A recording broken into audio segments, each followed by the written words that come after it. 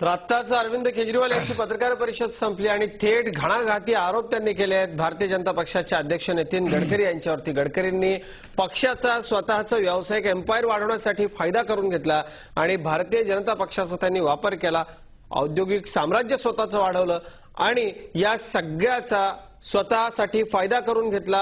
राज्यामधल्या सत्ताधारी पक्षाशी त्यांनी साठलोट ठेवलं आणि ज्या अंजली दमानिया यांनी झी 24 तासवरती येऊन स्वतःचा मुद्दा मांडला होता त्या अंजली दमानिया देखील तिथे उपस्थित होत्या। याच सगळ्यावरती आपण घणाघाती सडेतोड थेट चर्चा करणार आहोत। माझ्यासोबत झी 24 तासचे संपादक डॉक्टर उदय निरगुडकर आहेत। उदय, स्वागत तुमचं या चर्चेमध्ये। माझ्यासोबत विनोद तावडे आहेत, विरोधी पक्षनेते विधान परिषदेचे। विनोद यांच्याकडे देखील आपण जाणार आहोत आणि या सगळ्याच्या बाबतीत त्यांना खुलासा करावाच लागणार आहे, कारण अत्यंत गंभीर असे आरोप त्यांच्या पक्षाच्या राष्ट्रीय अध्यक्षांवरती, सर्वोच्च नेत्यावरती अशा पद्धतीचे हे आरोप झालेले आहेत। उदय, तुमच्याकडे मी येतो। या सगळी पत्रकार परिषद तुम्ही अत्यंत शांतपणे ऐकत होतात, अनेक सगळे हे मुद्दे तुम्ही काढले। या सगळ्या प्रकरणाच्या बाबतीत एक अत्यंत महत्त्वाचा राज्यभरामध्ये गाजलेला कार्यक्रम तुम्ही त्या दिवशी केलात। सुरुवात आपण करूया त्या चर्चेला। थेट विनोद तावडेंना तुम्ही आमने सामने असा आपण कार्यक्रम केला होता आणि त्या आमने सामने कार्यक्रमामध्ये अंजली दमानिया यांनी नितीन गडकरी यांच्यावर काही गंभीर आरोप केले होते। तर हे आरोप सिद्ध करून दाखवलेत तर तुमच्या पायाचं तीर्थ घेईन अशा प्रकारचं आव्हान भारतीय जनता पक्षातर्फे त्यांच्या विरोधी पक्षाचे नेते एकनाथजी खडसे यांनी दिलेलं होतं। परंतु 16 तारखेला अंजली दमानिया आज आमच्या चॅनलवर आल्या नाहीत, त्या दिल्लीमध्ये होत्या असा त्यांच्याकडनं निरोप आला। त्यामुळे एक प्रकारे आमने सामने पार्ट 2 आपल्याकडे होऊ शकलं नाही। नेव्हरदलेस आज त्यांनी त्यांचं एक प्रकारे रणशिंग फुंकलेलं आहे आणि गडकरींवरचे आरोप चालू ठेवले आहेत। याच विषयावर चर्चा करण्यासाठी आपल्यासोबत आहेत विनोद तावडे। विनोद तावडे, तुमचं स्वागत। प्रथम मला सांगा, गडकरींनी जमिनी लाटल्या, गडकरींनी शेतकऱ्यांचं पाणी पळवलं, गडकरींनी धरणाच्या जवळ कारखाने बांधले, गडकरींनी कंत्राटदारांना पैसे मिळावेत म्हणून पत्र लिहिली, गडकरींनी अजितदारांच्या मदतीनं स्वतःचं औद्योगिक साम्राज्य उभं केलं, पक्षाच्या पदाचा गैरवापर करून स्वतःचं औद्योगिक साम्राज्य वाढवायला हातभार लावला, देवेंद्र फडणवीस सारख्या अत्यंत चांगल्या कार्यकर्त्यांच्या एक्झॅक्टली विरोधातली भूमिका वारंवार ते घेत आहेत। अशा प्रकारचे अनेक आरोप, सत्ताधाऱ्यांशी त्यांची मिलीभगत आहे, शरद पवारांबरोबर त्यांचे व्यावसायिक संबंध आहेत, अशा प्रकारचे अनेक आरोप आज गडकरींवर झालेले आहेत। त्यांच्या राजकीय कारकिर्दीमध्ये मला वाटतं पहिल्यांदाच अशा प्रकारचे इतक्या प्रचंड मोठ्या प्रमाणात नॅशनल लेव्हलवर त्यांचे आरोप झाले आहेत। त्या आरोपाचं महत्त्व असं आहे की हे आरोप त्यांची दुसरी टर्म जेव्हा अध्यक्षपदाची चालू होते तेव्हा झालेले आहेत। या सगळ्याचा प्रत्यवाय आपण या प्रदेशातले अत्यंत महत्त्वाचे नेते म्हणून कसा करणार? उदयराव, आपण महाराष्ट्रातलं राजकारण जाणता। मी पूर्ण पत्रकार परिषद नीट बारकाईने ऐकली, पाहिली। केजरीवालनी मुळात म्हटलं की दमानियाबाईंनी 70,000 कोटीचा घोटाळा बाहेर काढला, तर त्यांनी कोंडारे धरणात त्यांची जमीन जात होती, माझी जमीन वाचवा, आदिवासींची घेऊन टाका असं म्हणताना जे आरटीआय मधला काढली त्या कोंडाणे धरणाच्या 2200 कोटी घोटाळा बाहेर काढला। 70,000 कोटीचा घोटाळा काही त्यांनी बाहेर काढला नाही, पण ते त्यात म्हणले। गडकरी कधी विधानसभेत बोललेच नाही असं म्हणले। गडकरी तर विधान परिषदेत आहेत आणि त्याही पेक्षा मुळात जर प्रकल्पाला जमीन घेतली, त्या जमिनीचा मोबदला शेतकऱ्यांना मिळाला, तर अशा प्रकल्पात जमिनी गेल्या आणि जमिनी वापरल्या नाहीत त्याबाबत ज्यावेळी शेतकरी कोर्टात गेले होते त्यावेळी हायकोर्टाने हा निर्णय दिला की मोबदला तुम्हाला 10 वर्षापूर्वी मिळाला असल्यामुळे आता पुन्हा तो कसा परत तुम्हाला जमीन मिळणं हे होऊ शकत नाही। त्या सरकारने वेगळ्या प्रकल्पांसाठी चांगल्या कामासाठी जमीन वापरली पाहिजे असा त्या मूळ जुना निर्णय आहे। त्या निर्णयाच्या आधारे गडकरींनी सरकारकडे अर्ज केला, ती जमीन मिळाली, त्या जमिनीवर सोयाबीन लावला, त्यातून आलेल्या पैशातना वर्ध्यामध्ये आत्महत्याग्रस्त भागातल्या शेतकऱ्यांना पाणी मिळण्यासाठी 15 मीटरचा बंधारा बांधला। हे पैसे गडकरी घरी नेऊन गडकरी वाडा नाही बांधला। आता उद्योग वाढवले म्हणजे त्यांचे साखर कारखाने जे आहेत, मगाशी केजरीवाल बोलताना म्हणले की आत्महत्याग्रस्त शेतकऱ्यांची जागा हडप केली। नागपूर जिल्ह्यात आत्महत्या नाही आहे, आत्महत्या इकडे अमरावती आणि या भागामध्ये आहे। त्यांनी एक अत्यंत गंभीर आरोप केला विनोदजी की तो म्हणजे ज्या ठिकाणी धरणं आहेत त्या ठिकाणी कालवे नाही आहेत आणि हे सगळं हेतुपुरस्सरित्या केलं गेलेलं आहे. हे बघा, सिंचनाच्या घोटाळ्यावर चर्चा करतो का गडकरींच्या आरोपावर करतो, त्याची आधी आपल्याला उद्याची माहिती काय सांगतो. माहितीये का, त्यांनी अप्रत्यक्षपणे यांना गडकरीला जबाबदार धरलेला आहे. आता काय संबंध, काय गडकरी काय पाटबंधारे मंत्री आहेत का त्यांनी संबंध धरण्याचा? मला मुळात असं म्हणायचंय की जे आरोप केलेत ना, जमीन लाटली तर जमीन लाटली नाही, त्यांच्या एनजीओने घेतली, त्यात शेती केली, त्याच्यामध्ये नर्सरी चालवली, त्या नर्सरीतले चांगली ऊसाची रोपटी लावून शेतकऱ्यांना ऊस लावायला दिला आणि त्या ऊसातनं जास्त पैसे त्यांना मिळाले. महाराष्ट्रामध्ये लोड शेडिंग आहे, लोड शेडिंग कम्युनिटी प्रायव्हेट ऊर्जा आली पाहिजे म्हणून त्यांनी या प्रकारच्या ऊर्जेचा प्रयत्न केला, ज्यातून शेतकऱ्याला वीज मिळेल असा प्रयत्न केला. ते पाणी लाटलं म्हणतात, ते पाणी नागपूरच्या सगळ्या एमआयडीसीला मिळतं, ते पाणी मिहानमधल्या येणाऱ्या प्रोजेक्टला मिळतं, त्यातलंच पाणी गडकरींच्या कारखान्याला मिळतं. मग केजरीवाल साहेब दमानियाबाईंच्या नादी लागून स्वतःची विश्वासार्हता आज केजरीवालनी गमावली. जे रॉबर्ट वडेरा आणि सलमान खुर्शीदने कमावलं होतं ते गडकरींवर असे बिनबोबाट जुने कुठले तरी आरोप करून, आणि ज्या बाईने आदिवासीची जमीन घेऊन टाका माझी वाचवा म्हटलं, तिच्या सोबत जाऊन केजरीवालांचे आरोप कुठलेच सिद्ध होऊ शकत नाहीत. आणि याच्या बदल्यात समजा गडकरी साहेब राष्ट्रीय अध्यक्ष आहेत, सरकारकडनं फायदा घ्यायचा असता तर खडसेंना, फडणवीसना, तावडेंना म्हणले असते गप्प बसा, बोलू नका तुम्ही, असं त्यांनी कधी सांगितलं नाही. सरकारला आम्ही ठोकत होतो, सरकारचा भ्रष्टाचार आम्ही बाहेर काढत होतो.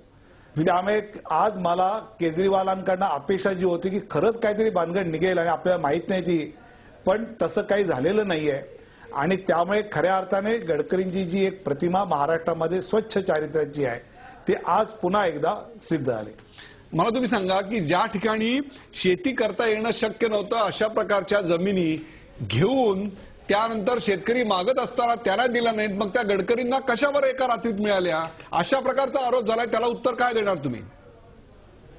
उदयजी, मी आपल्याला म्हटलं की ज्या शेतकऱ्यांच्या जमिनी प्रकल्पासाठी घेतल्या, ज्या प्रकल्पात वापरून उरलेल्या ज्या जमिनी होत्या, या जमिनी शेतकऱ्यांनी ज्यावेळी परत मागितल्या त्यावेळी कोर्टाचा जो निर्णय त्याच्या आधारे या जमिनी परत दिल्या गेल्या नाहीत.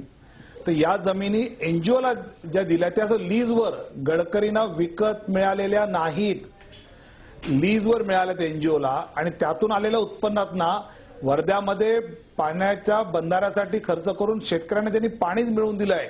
त्या एखादा राजकारणी विकासाचं राजकारण करतो तर केवळ आपल्याला हे सिद्ध करायचं की सगळे राजकारण्यांची साठलोट आहे.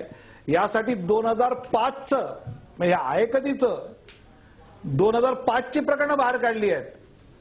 म्हणजे मला असं वाटलं की ताजं काहीतरी आहे, मंत्री असतानाचं काहीतरी आहे, तर असं काही नाही. विनोदजी, 2005 एक मिनिट, त्यांचा मुद्दा आपण समजून घेऊ. 2005चं प्रकरण आत्ता बाहेर आलं याचा अर्थ त्याचं गांभीर्य कमी होतंय अशातला तर भाग नाहीये. जर त्या प्रकरणात तथ्य असेल तर ते 2020 साली आलं तरी ते तेवढंच गांभीर्यपूर्वक घेतलं पाहिजे असं नाही का वाटत? अहो, माझ्या बोलण्यात तुम्हाला तथ्य काय ते अजून कळलं नाही का उदयजी? हायकोर्टाचा निर्णय आहे प्रकल्पातली उरलेली जमीन ही इतक्या वर्षानंतर परत देता येत नाही, सरकारकडे असते. सरकार एनजीओने अर्ज केल्यानंतर त्याच्यानंतर ती देते आणि त्यात पुन्हा केलेलं काम, त्यातून आलेला पैसा शेतकऱ्यांना पाण्यासाठी वापरला. आता हे जे मी म्हटलंय हे आपल्याला कळलं असेल असं मी समजतो. केजरीवालला कळणं अवघड, केजरीवालला आत्महत्या होतात कुठे हे माहित नाही आणि नागपूर जिल्ह्यात आत्महत्या होत नाही माहित नाही, त्यांचं समजू शकतो. पण आपण तर स्वतः महाराष्ट्रभर फिरलात, महाराष्ट्रातला तालुका आपण जाणता. त्यामुळे मी जे म्हणतो आहे आणि ज्या त्यांचे कारखाने तर सहकारी कारखाने आहेत की ज्या शेतकऱ्याचे शेअर आहेत. मी आज वर्धा आणि या ठिकाणचे लोक म्हणतात की गडकरीने आमच्याकडे येऊन कारखाना काढावा आणि आम्हाला वाचवावं असं शेतकरी म्हणतायत. हे जर आपला चॅनलचा प्रतिनिधी त्या त्या जिल्ह्यातला गेला तर त्याला लोक सांगतील स्वतःहून, आम्ही मॅनेज करायची गरज नाही, आपण आपला प्रतिनिधी पाठवा आणि ते दाखवा केजरीवालना. विनोदराव, आपण दुसऱ्या एका आक्षेपाबद्दल बोलूया. त्यांनी एक अत्यंत गंभीर असा आरोप केला आहे की 2000 साली शेतकऱ्यांनी पत्र लिहिलं, त्याला पाटबंधारा खात्यानं 2 वर्ष काही उत्तर दिलं नाही. परंतु गडकऱ्यांनी जेव्हा जागा मागणीचं पत्र लिहिलं तेव्हा मात्र त्याला 1 महिन्याच्या आत उत्तर मिळतं, जागा अलॉट होते. यातलं गौड बांगण नेमकं काय आहे? सत्तारूढ पक्षाशी साटेलोट असल्याशिवाय अशा प्रकारची तत्परता सरकारी पक्ष का दाखवेल? उदयजी असं आहे की एखादी बातमी तुम्ही माझ्याबद्दल चांगली दाखवली, कारण तुम्हाला माहिती आहे की विनोद तावडे जे बोलतो ते तथ्य आहे, तर तुमचं माझं साठलोटं झालं का हो? मला वाटतं जर त्या प्रकल्प जो सबमिट केलाय गडकरींनी, त्या प्रोजेक्टमध्ये जर तथ्य वाटलं असेल तर त्यांनी त्या पद्धतीने त्यात निर्णय घेतला सरकारने, आणि तो निर्णय घेतल्याच्या बदल्यात गडकरींनी काय दिलं त्यांना? म्हणजे त्यांनी असं सांगितलं की विधान परिषद सभेत चुकून बोलले, समजा विधान परिषद गडकरी याशिवाय बोलले नाहीत. मी आपल्याला आठवण करून देतो, आपल्याला चांगलं आठवत असेल की विधानसभेमध्ये रात्री 12:30-1 नंतर सत्ताधारी पक्षांनी विधेयक पारित केलं की आधी प्यायला, मग उद्योगाला आणि मग सिंचनाला. ज्यावेळी हे विधान परिषद आलं त्यावेळी आम्ही हे फेटाळून लावलं, त्यात गडकरी होते. आता हे आपण सगळे जर मिनिट्स काढत आपल्याला दिसतील. आता आम्हीच आणि मग त्यानंतर ते पुन्हा गडकरी असल्यामुळे ते पुन्हा प्यायला आधी, मग सिंचन आणि मग उद्योग झालं. आता हे सगळं त्या काळातलं आहे, तर क्विट प्रो झालं असतं तर गडकरी गप्प बसले असते, मग आम्ही विधान परिषद फेटाळलं कशासाठी? मला वाटतं तथ्य समजून घेतली पाहिजेत. केजरीवालांचा उत्साह स्वाभाविक आहे, दिल्ली विधानसभा निवडणुका लढायच्या आहेत आणि दोन्ही पक्ष चोर आहेत, मी स्वच्छ त्यांना दाखवायचं आहे.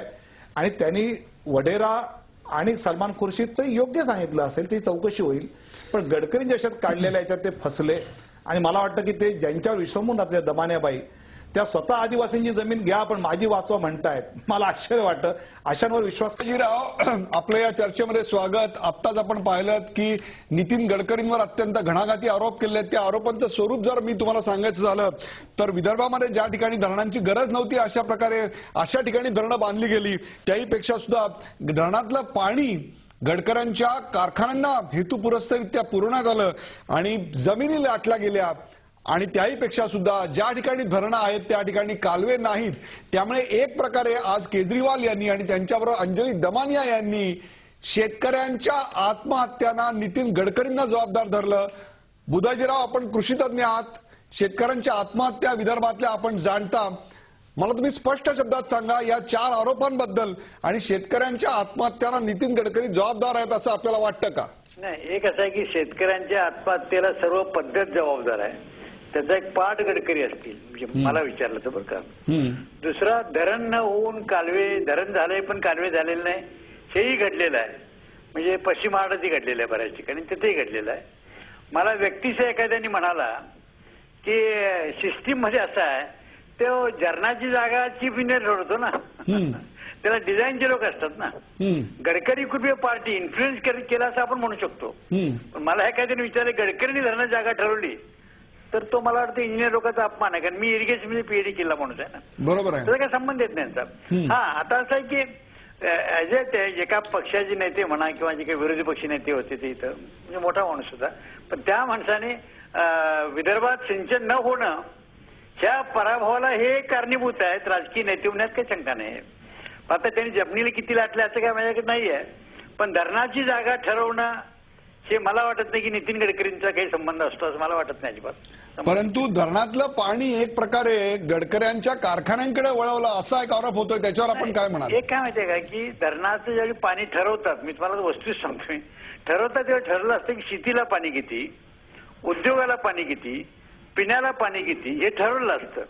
आता कालवा न करून धरणातलं असलेलं पाणी जर दिलं असलं लिफ्टने तर तो भाग निराळा, कारण कालवा झालेला नाही तेव्हा आता पाणी वापर होत नाही म्हणून दिला, हा एक भाग निराळा. आणि बुधाजीराव, तिथे घडतंही तसंच आहे. विनोद तावडेंच्याकडे उदय सर मी झाले. विनोद तावडे म्हणतायत की ज्या भागामध्ये जिथे कारखाने नाही आहेत तिथे लोक आम्हाला म्हणतायत की या गडकरींनी आमच्या भागामध्ये कारखाना काढावा. पण विनोद तावडे, एक आरोप असाही झालाय ज्या ज्या ठिकाणी जिथे जिथे हे कारखाने आहेत मग त्यामध्ये गडकरींचे देखील कारखाने आहेत, सगळेच कारखाने, त्या कारखान्यांनी विदर्भामध्ये अत्यंत जलप्रदूषण केलेलं आहे. त्या ठिकाणी मोठ्या प्रमाणात वायू प्रदूषण होतोय. गडकरींच्या कारखान्यातून निघणाऱ्या फ्लाय ऍशमुळे लोकांना श्वसनाचे रोग झालेत. बातम्या तशाच झी 24 तासने दाखवल्या होत्या. वनस्पतींवरती अर्धा इंच फ्लाय ऍशचा थर आहे. मच्छीमारांना मासे मिळत नाहीत कारण तलाव प्रदूषित झालेत. हे सगळं घडतंय, गडकरींचं नाव घेऊन आरोप केलाय तसं. असं आहे की गडकरींचे कारखाने कोणते आहेत, तर ऊर्जा प्रकल्प, साखर कारखाने. साखर कारखान्यातून बगॅसच्या माध्यमातून ज्यावेळी ऊर्जा निर्माण होते त्यावेळी कोळशातून ऊर्जापेक्षा कमी प्रदूषण होतं. आणि बगॅसच्या माध्यमातून को जनरेशन कारखान्यातनं होणं ही तर आपली विचारपूर्वक असलेली पॉलिसी आहे. त्या मला असं वाटतं की केजरीवालांना हा अभ्यास नसेल, पण महाराष्ट्रातल्या सगळ्यांना साधारणपणे हा अभ्यास आहे की साखर कारखान्यातून ऊर्जा निर्मिती यातून शेतकऱ्याला सुद्धा गडकरींनी गेल्या 3 वर्षी सगळ्यात जास्त भाव दिला विदर्भामध्ये. तसंच प्रदूषण कमी होण्यामध्ये त्याची मदत झाली आणि ऊर्जा पण मिळाली. ह्या सगळ्या गोष्टीचा अभ्यास केला पाहिजे. केजरीवाल काही बोलेल त्याला माहीत नसताना आपण तर आता सन्माननीय बुधाजीराव या ठिकाणी आहेत, त्यांना आपण विचारा ना की ऊर्जाचं को जनरेशन जे बगॅसपासून होतं आणि तिथून कोळशात न झालं तर काय होईल. मला वाटतं या सगळ्या गोष्टीचा अभ्यास करून बोललं पाहिजे. केजरीवाल एका पक्षाचे आता अध्यक्ष झाले आहेत, त्यांना दिल्लीच्या निवडणुका लढवायच्या आहेत आणि दोन्ही पक्ष चोर दाखवायचं म्हणून ते काही बोलतील. आपण त्यांनी बोलल्यानंतर अभ्यासपूर्ण चर्चेला बसलो आहोत. आता त्यांनी सांगितलं की गडकरींनी पाणी त्यांच्या कारखान्याला लाटलं. म्हणजे कुठे लाटलं तर ते पाणी शेतकऱ्याच्या ऊसाला गेलं, त्यामुळे ऊस आला, त्या ऊसातून हा कारखाना चालतो, तिथे ते पाणी येतं, त्यातून कोजनरेशन चालतं. आता हे पाणी काय त्यांचा कुठला काय एखादी बलेरो गाडी काढायचा कारखाना आहे, एखादा टोयोटाचा कारखाना असा नाही आहे. हे साखर कारखाने आहेत. तावडे, जिथं जळण प्रक्रिया आहे, जिथं कुठल्या प्रकारची प्रक्रिया होणार आहे तिकडे प्रदूषण होणार, अशा प्रकारचा विचार बुधाजीराव मुळकांनी एक मांडलेला आहे. आपण त्याच्यावर तुमची प्रतिक्रिया घेणार आहोत. पण त्याच्या आधी एक अतिशय महत्वाचा चिमटा प्रदेश भाजपला काढलेला आहे आज. तो म्हणजे देवेंद्र फडणवीस प्रश्न मांडतात आणि त्या प्रश्नावर नितीन गडकरी पैसे कमवतात. काय म्हणाले आरोपाबद्दल? अतिशय हास्यास्पद आहे. देवेंद्र फडणवीस प्रश्न मांडला असता आणि जर त्याच्यावर गडकरीने पैसे कमवले असते तर पुढच्याही देवेंद्र फडणवीस त्याच्यावर गप्प बसले असते. आता ज्या अर्थी हे होत नाही त्या अर्थी गडकरी पैसे घेत नाहीत, फडणवीस बोलतायत. केजरीवाल जर IAS अधिकारी होते, पैसे घेतले तर त्यांनी फाईल क्लिअर केली असती. केजरीवाल नाही म्हणते मी, कुठलाही अधिकारी पैसे घेत नाहीत तर फाईली आपल्या गतीने जातातच ना. त्यामुळे काही उठायचं आणि बोलायचं.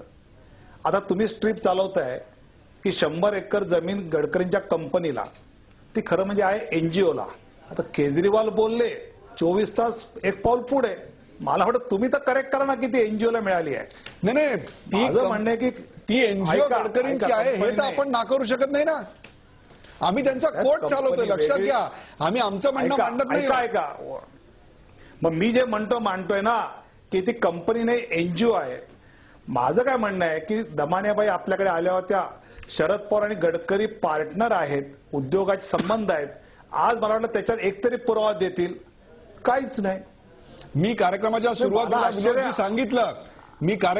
सुरुवातीला सांगितलं की अशा प्रकारचा कुठलाही आरोप घेऊन 16 तारखेला त्या आमच्याकडे येणार होत्या, त्या आलेल्या नाहीत. आणि या कार्यक्रमाच्या शेवटी आपण गडकरींनी या सगळ्याला काय उत्तर दिलं होतं तेही दाखवणार आहोत. पण आता त्यांचा जो मुद्दा आहे तो आहे देवेंद्र फडणवीस आणि गडकरी यांच्यामधल्या एक प्रकारच्या विसंवादावर आणि त्यातून मिळणाऱ्या गडकरींना फायद्यावर. मला हेच म्हणायचं आहे की देवेंद्र सोडा, जी सगळी प्रकरणं तुम्ही आता पाटबंधाऱ्याची दाखवताय ना, ती सगळी शब्दशः आकडेवारी, किती टक्के मंत्री, किती टक्के ईडी मिळतात, हे माझं भाषण आहे, हे देवेंद्रचं आहे, खडसेंचं आहे, सगळ्यांचंच आहे.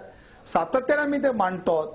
त्यामुळे आम्ही काही मांडतो आणि याचा फायदा कोणी घेतं असं कोणी मूर्ख नाही की आम्ही मांडत जाऊ. तुम्ही जे मांडता आपण देखील कायम दाखवत असतो. उदय सर, आपण ते कायम दाखवतो. पूर्ती सिंचन कल्याणकारी संस्था ही संस्था म्हणतात. अशा एनजीओला उदय सर काही प्रश्न जसं विनोद तावडे उपस्थित करतायत तसे या प्रेस कॉन्फरन्समध्ये केजरीवालने उपस्थित केलेत. तो म्हणजे एक महत्वाचा प्रश्न की अशा संस्थेला जमीन देता येते का.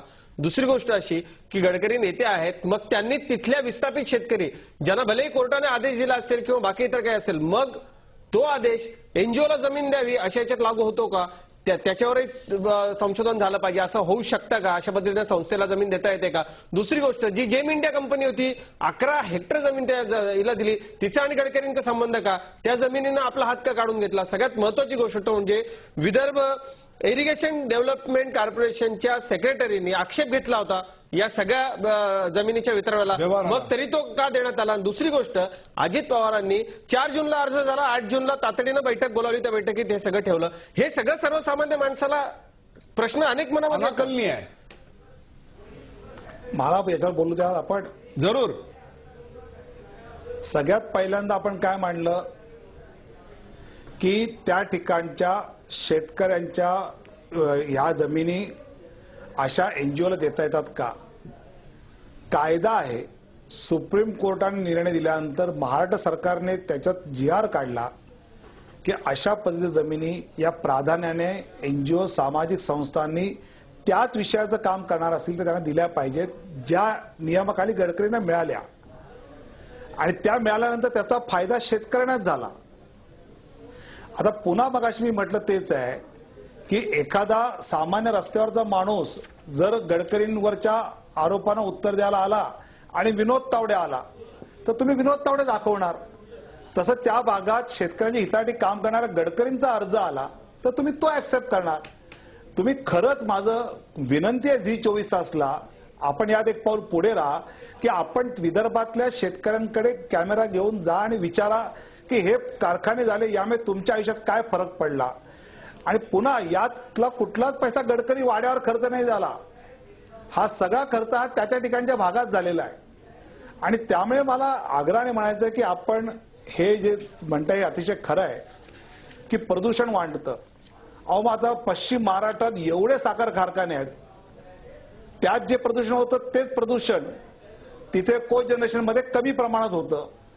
म्हणजे विदर्भात कारखाने काढायचेच नाही, विदर्भाने आयुष्यभर मागे राहायचं आणि पश्चिम महाराष्ट्राने पुढे जायचं. हे कुठलं लॉजिक. हा अनुशेष कशासाठी. त्या भागातला एक राजकीय नेता तिथला अनुशेष भरून काढायला विकासाला काही करायला लागला तर केजरीवाल सारखे अडथळे उत्पन्न करतात. ते अडथळे आपण दूर करायचे का अडथळे अजून वाढवायचे. हा ठोस काही असताना केजरीवालांचं तर गडकरींना दोषी असेल तर ते पकडलं पाहिजे.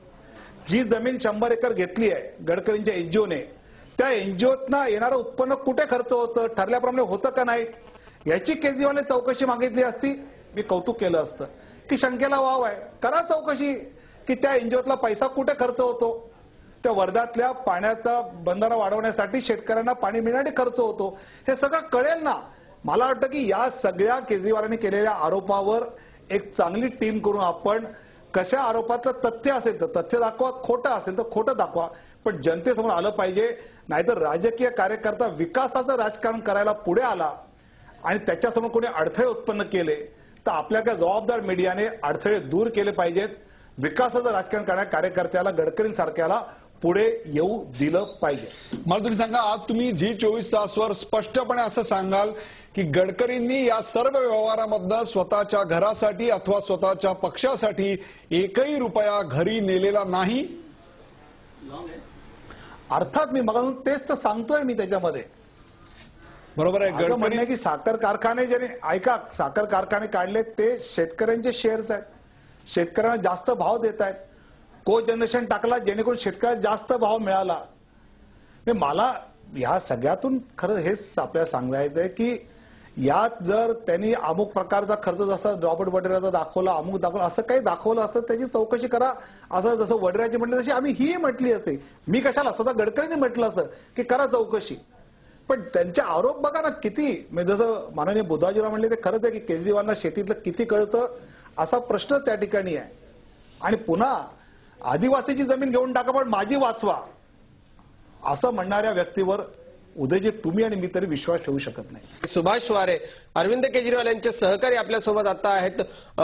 सुभाष, सगळ्या पद्धतीनं ज्या पद्धतीनं आरोप झाले होते ते सगळ्यांचं खंडन केलंय. एकही पैसा व्यक्तिगत गडकरींनी वापरलेला नाहीये किंवा कुठलाही भ्रष्टाचार नाही अशा पद्धतीनं स्पष्टीकरण दिलं विनोद तावडेंनी. काय समाधान झालंय आपलं? नाही, खरं म्हणजे मी थोडा माझ्या कामात बाहेर असल्यामुळे त्यांचं स्पष्टीकरण मला काही ऐकायला मिळालेलं नाही. परंतु म्हणजे मी आता ती प्रेस कॉन्फरन्सही मला बघायला मिळालेली नाही. स्पष्टीकरण मला ऐकायला मिळालेलं नसल्यामुळे मी एवढंच माझी प्रतिक्रिया देऊ इच्छितो की आजची ह्या प्रेस कॉन्फरन्समुळे महाराष्ट्रात किंवा देशभरामध्ये एवढ्या सगळ्या सत्ताधाऱ्यांच्याकडून गडबडी सुरू असताना आणि जनतेच्या हिताशी खेळलं जात असताना जो प्रमुख विरोधी पक्ष आहे त्याचा आवाज का उठत नाही याचं उत्तर या प्रेस कॉन्फरन्सनं दिलंय.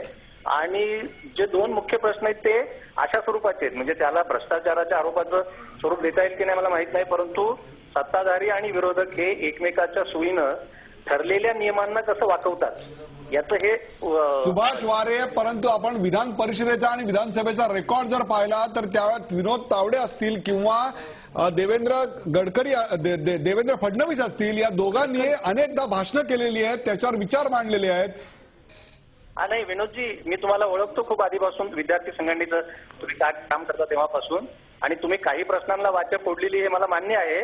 परंतु हे जे मुख्य प्रश्न आहेत, सिंचन घोटाळ्याचे असतील किंवा कोळसा गैरव्यवहाराचे असतील, या सगळ्या याच्यामध्ये हा आवाज उठलेला नाहीये. आणि आजचे जे प्रश्न आहेत, जे प्रेस कॉन्फरन्स मध्ये आलेले, की शेतकऱ्यांची जमीन अक्वायर केल्यानंतर ती त्या कारणासाठी जर वापरली जात नसेल तर ती पुन्हा एक तर त्या ज्यांच्याकडून अक्वायर केली त्यांना परत द्या किंवा पब्लिक पर्पजसाठी वापरा.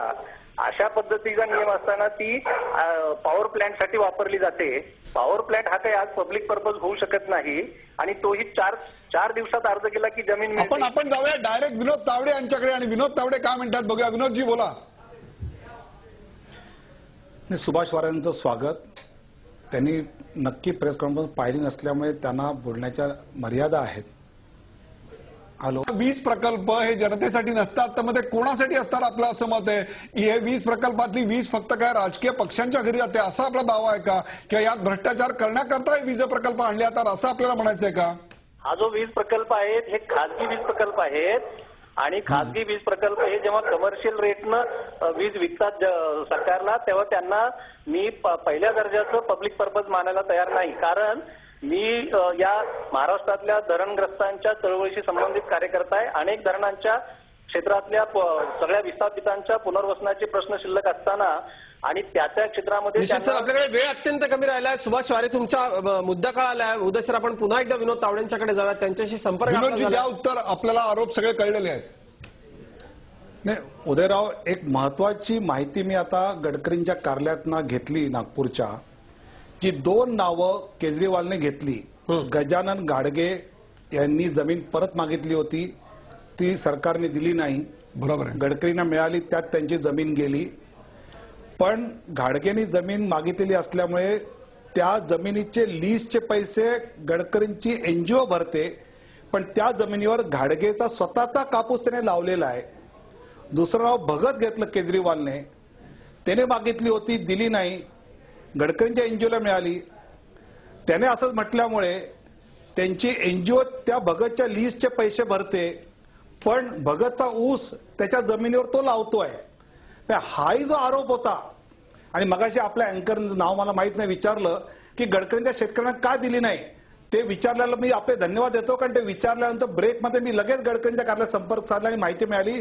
त्यांच्याकडे ते सातबाऱ्याची सगळी माहिती आहे. यावेळी म्हटलं जाऊन लगेच फोटो काढा, नाही तर उद्या पुन्हा कोणतरी केजरीवालची माणसं कापून टाकतील. म्हटलं फोटो काढून ते ठेवा त्याच्यामध्ये. आणि आता मला मेल आला तर मी आपल्या कार्यालयात तो मेल पाठवतो की फॅक्च्युअल स्थिती काय आहे. त्यामुळे गडकरी हा माणूसच वेगळा आहे. हा विकासाचं राजकारण करणारा माणूस आहे. एक वेळ राजकारण सोडतील, पण शेतकऱ्याचं अहित होणारी कोणतीच गोष्ट निश्चित. दुसरी गोष्ट अशी एक घणाघाती आरोप केलाय तो म्हणजे जे 71 पॉवर प्रोजेक्ट विदर्भात येणार आहेत, काँग्रेस, राष्ट्रवादी, शिवसेना, भाजप सगळ्या पक्षाच्या नेत्यांचे ते प्रोजेक्ट्स आहेत, यांच्यामध्ये साठलोट आहेत, व्यावसायिक संबंध आहे, आणि म्हणून कोणी काही बोलत नाही असा एक आरोप आहे. त्याबद्दल उत्तर आपलं हवं आहे. जे ऊर्जा प्रकल्प येतात पॉवर प्रोजेक्ट, त्यात 2 तुम्ही प्रकार करा.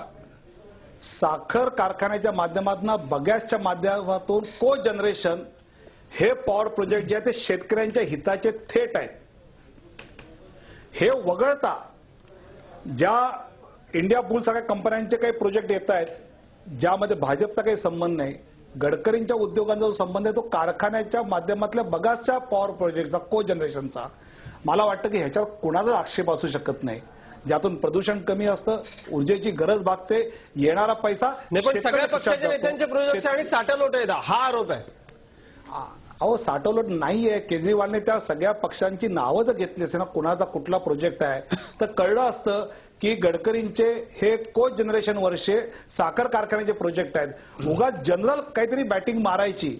आपण दमानियाबाईंना बोलावून विचारा ना की शरद पवार आणि गडकरींच्या बिझनेस रिलेशनचे कागदपत्र आपण का नाही दिली अजून, हे विचारा तुम्ही. विनोद तावडे, मला पुन्हा म्हणायचंय, बोला बोला बोला मला पुन्हा म्हणायचंय की आपण चांगलं काम करणाऱ्या सामाजिक राजकीय कार्यकर्त्याला जर कोणी बदनाम करणार असेल स्वार्थातून परमार्थाकडे वळलेले जे दमानियाबाई आहेत, स्वतःची जमीन जाते म्हणून वाचवायला गेल्या, नाही वाचली मग आरटीआय मधून माहिती काढली.